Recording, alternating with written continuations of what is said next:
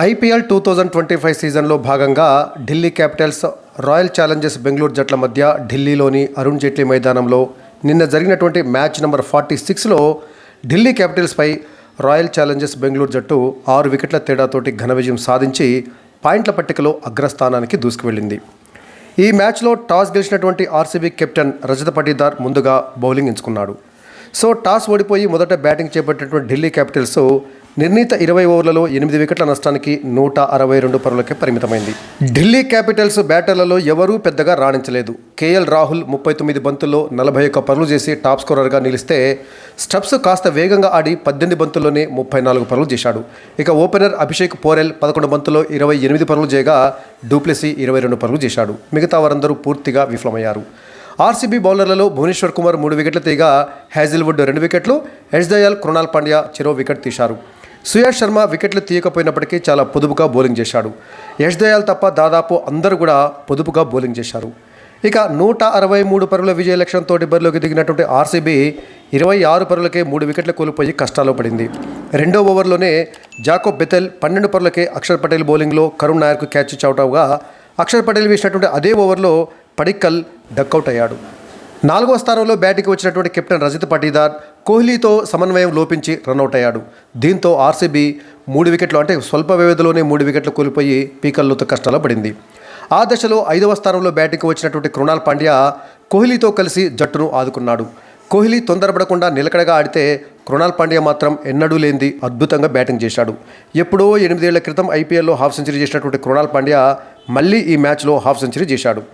కోహ్లీ, కృణాల్ పాండ్యా వీరిద్దరూ కలిసి 4వ వికెట్కు 84 బంతుల్లోనే 119 పరుగుల భాగస్వామ్యం జోడించి ఆర్సీబీని విజయపు అంచుల దాకా తీసుకువెళ్లారు. 47 బంతుల్లో 4 ఫోర్లతోటి 51 పరుగులు చేసినటువంటి కోహ్లీ చివరిలో చమీరా వేసినటువంటి 18వ ఓవర్లో మిచెల్ స్టార్కి క్యాచ్ ఇచ్చి అవుట్ అయినప్పటికీ టిమ్ డేవిడ్తో కలిసి కృణాల్ పాండ్యా లక్ష్యాన్ని విజయవంతంగా పూర్తి చేశాడు. 47 బాల్స్ ఆడినటువంటి కృణాల్ పాండ్యా 5 ఫోర్లు 4 సిక్సర్లతోటి 73 పరుగులు చేసి నాట్అవుట్గా నిలవగా 5 బాల్స్ ఆడినటువంటి టిమ్ డేవిడ్ 3 ఫోర్లు 1 సిక్స్ తోటి 19 పరుగులతో నాట్అవుట్గా నిలిచాడు. దీంతో ఆర్సీబీ 18.3 ఓవర్లలో 4 వికెట్ల నష్టానికి 165 పరుగులు చేసి 6 వికెట్ల తేడాతోటి ఘన విజయం సాధించింది. ఇక ఢిల్లీ క్యాపిటల్స్ బౌలర్లలో అక్షర్ పటేల్ 2 వికెట్లు తీస్తే చమీరా 1 వికెట్ తీశాడు. కుల్దీప్ యాదవ్ వికెట్లు తీయకపోయినప్పటికీ పొదుపుగా బౌలింగ్ చేశాడు. ఇక మిగతా బౌలర్లు ఎవరు పెద్దగా రాణించలేదు. సో ఈ మ్యాచ్లో తన బౌలింగ్ తోటి అదేవిధంగా బ్యాటింగ్ తోటి అద్భుతంగా రాణించినటువంటి కృణాల్ పాండ్యాకు player of the match award లభించింది. ఇక ఈ విజయంతో రాయల్ ఛాలెంజర్స్ బెంగళూరు జట్టు పాయింట్ల టేబుల్లో అగ్రస్థానానికి దూసుకువెళ్ళింది. మొత్తం 10 మ్యాచ్లు ఆడినటువంటి ఆర్సీబీ 7 విజయాలు 3 పరాజయాలతోటి మొత్తం 14 పాయింట్లు సాధించి పాయింట్ల పట్టికలో మిగతా జట్లన్నింటినీ వెనక్కి నెట్టి అగ్రస్థానానికి చేరింది. ఇక ఈ మ్యాచ్లో ఓటమితోటి ఢిల్లీ క్యాపిటల్స్ 4వ స్థానానికి పడిపోయింది. 9 మ్యాచ్లు ఆడినటువంటి డీసీ 6 విజయాలు, ఇది 3వ పరాజయంతో మొత్తంగా 12 పాయింట్లతోటి గుజరాత్ టైటన్స్, ముంబై ఇండియన్స్ తోటి 12 పాయింట్లతో సమానంగా నిలిచినప్పటికీ ఈ మ్యాచ్లో ఓడిపోవడంతో నెట్ రన్ రేటు తగ్గిపోవడంతో ఢిల్లీ 4వ స్థానానికి దిగింది. ఇక Gujarat Titans, Mumbai Indians, Delhi Capitals ఈ 3 జట్లు కూడా తలా 6 విజయాలు సాధించి 12 పాయింట్లతోటి సమానంగా ఉన్నప్పటికీ నెట్ రన్ రేటు మెరుగ్గా ఉన్నందువల్ల గుజరాత్ టైటన్స్ 2వ స్థానంలో, ముంబై ఇండియన్స్ 3వ స్థానంలో ఉంటే ఢిల్లీ 4వ స్థానంలో ఉంది. సో మొత్తంగా ముంబై ఇండియన్స్ ఏమో 10 మ్యాచ్లు ఆడింది. అయితే గుజరాత్ టైటన్స్ కేవలం 8 మ్యాచ్లలోనే 6 విజయాలు సాధిస్తే ఢిల్లీ 9 మ్యాచ్లలో 6 విజయాలు, ముంబై ఇండియన్స్ 10 మ్యాచ్లలో 6 విజయాలు సాధించింది.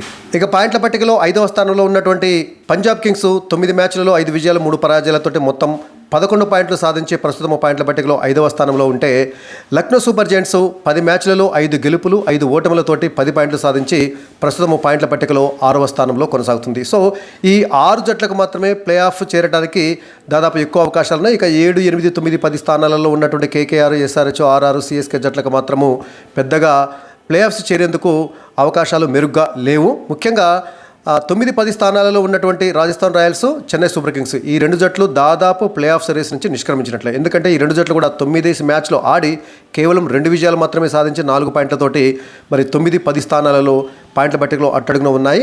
ఇక కేకేఆర్ కూడా అవకాశాలు స్వల్పమే. ఎందుకంటే టాప్లో ఉన్నటువంటి 6 జట్ల మధ్యనే ప్లే ఆఫ్స్ రేసు చాలా పోటాపోటీగా ఉండటంతో 7వ స్థానం నుంచి 10వ స్థానం మధ్య ఉన్నటువంటి KKR, SRH, Rajasthan Royals, CSK జట్లు ప్లే ఆఫ్స్ రేసు అవకాశాలను, ఆశలను దాదాపుగా వదులుకున్నట్లుగానే చెప్పుకోవాలి. కేకేఆర్ కానీ ఆ తర్వాత ఎస్ఆర్హెచ్ కానీ ఈ 2 జట్లకు కాస్త ఆశలు ఉన్నప్పటికీ రాజస్థాన్ మరియు చెన్నై ఈ రెండు జట్లు మాత్రము కష్టమే ఇక ప్లేయర్స్కు చేరుకోవటము.